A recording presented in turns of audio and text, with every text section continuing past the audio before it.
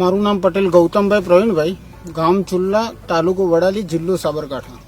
મેં કપાસની અંદર આ શ્રીરામ કંપનીનું 412 વેરાયટીનું વાવેતર કરેલું છે અને તમે જોઈ શકો છો કે વેરાયટી ખૂબ સારી છે.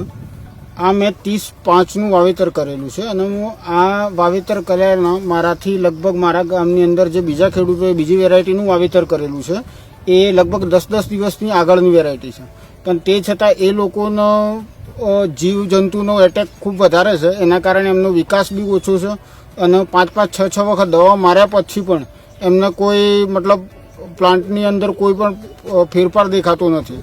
તે જગ્યાએ આપણે તમે જોઈ શકો છો ને કે એનાથી 10 દિવસ લેટ વેરાયટી હોવા છતાં પણ આનો જે વિકાસ છે એ ખૂબ સારો છે. આ કપાસની અંદર મેં 2 સ્પ્રે કર્યા છે. એમાં શ્રીરામ કંપનીનું એક સ્પ્રેમાં મેં રેપ્રોઝિન અને સ્પિરિટ કોટન આ બંનેનું 100 ml સ્પિરિટ કોટન અને 50 ગ્રામ રેપ્રોઝિન એનો છંટકાવ કરેલો છે. એના કારણે એક પ્લસ પોઈન્ટ છે કે તમે આ જે ફ્લાવરિંગ છે, હાલ વરસાદ ચાલુ છે તે છતાં પણ જે ખરવાની જે હોય છે જે પ્રોસેસ એ બિલકુલ નહિવત બરાબર છે. એટલે આ જે રેપ્રોઝિન માર્યા પછી પણ ફ્લાવરિંગમાં પણ વધારો થયો છે અને જે ખરતું ફ્લાવરિંગ છે એ બી અટકી ગયું છે.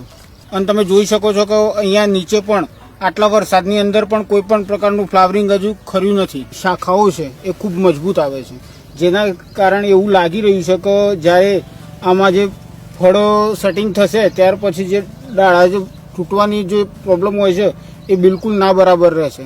ફ્લાવરિંગ બી ખૂબ સારું આવે એવું છે અને ઓલ ઓવર પ્રોડક્શનમાં પણ વધારો થાય એવું લાગી રહ્યું છે.